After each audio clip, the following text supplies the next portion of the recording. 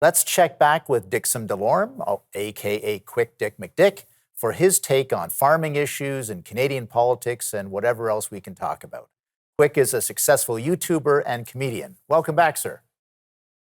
Thanks very much for having me, Mr. Clement. Good to see you again. Good to see you too. So, first of all, what's new on the prairies these days? Well, it's not much. It's winter, so it just turns. I wouldn't call it boring. We've got some very exciting things that we do around the prairies here during the wintertime because it's winter here for around 8 months of the year. So you got to have fun things to do, but not a lot. We're just we're trudging away. We're into feeding cattle for the winter here now. A lot of the summertime activities are done. Filling grain contracts to town and whatnot. And yeah, there's never a shortage of things to be done around here. I guess I hosted the Grey Cup recently, so congratulations on that. Thank you. Yeah, and go figure, our team couldn't quite make it there, and we had to bring our notorious rivals, the Winnipeg Blue Bombers, into the province. But looks like Toronto got a hold of them there pretty good. But it sounds like it was a great party. Sounds like everybody had a good time. And when you come to Saskatchewan, if there's one thing guaranteed, it's that you're going to have a good time. Yeah, So. absolutely, absolutely. So congratulations there. I guess on a more serious note, farmers always face challenges. What sort of challenges are you identifying these days for farmers? There's always different challenges.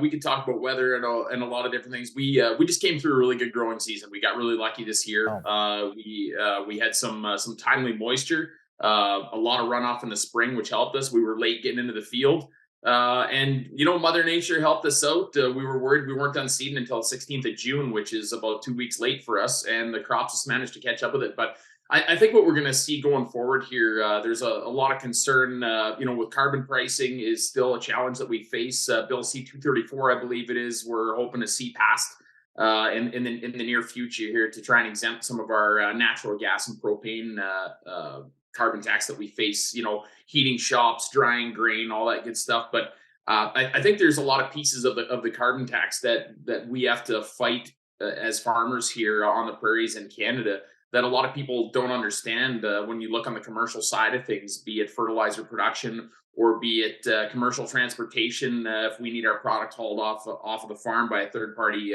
provider, any of our main transportation and processing after that, when our product goes to say a oil seed crusher or or oat processor, these companies all have to pay carbon tax on all these things. We might have farm fuel exempt from carbon tax, but it doesn't change the fact that anybody that processes any of our products doesn't.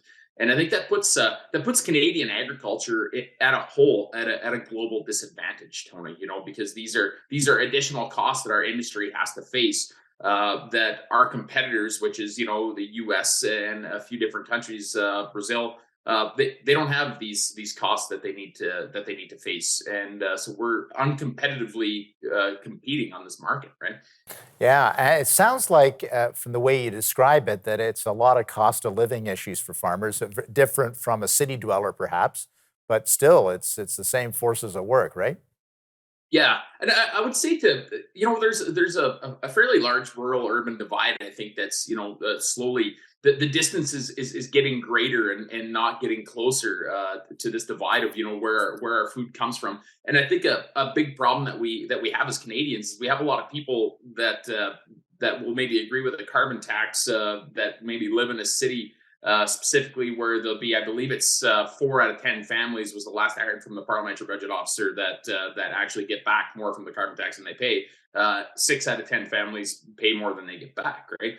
Right. So I think it's a really big divide, and people kind of don't understand the different supply chain issues or steps that we need to take to get our products to our farm, planted, grown, back to our suppliers, and then redistributed and processed from there. And once our manufacturers are done with these products, the carbon tax doesn't end there either. I mean, there's commercial transportation that takes them from there to the grocery store. The Right. grocery store pays carbon tax on the heating and electricity that they do there. There's just so many different levels of this where we're just negatively affected by it. And I hopefully I can continue to do a little bit of a service to just show people, where all these things affect us throughout the supply chain, because the supply chain is very thick and deep web that I think a lot of people don't really understand.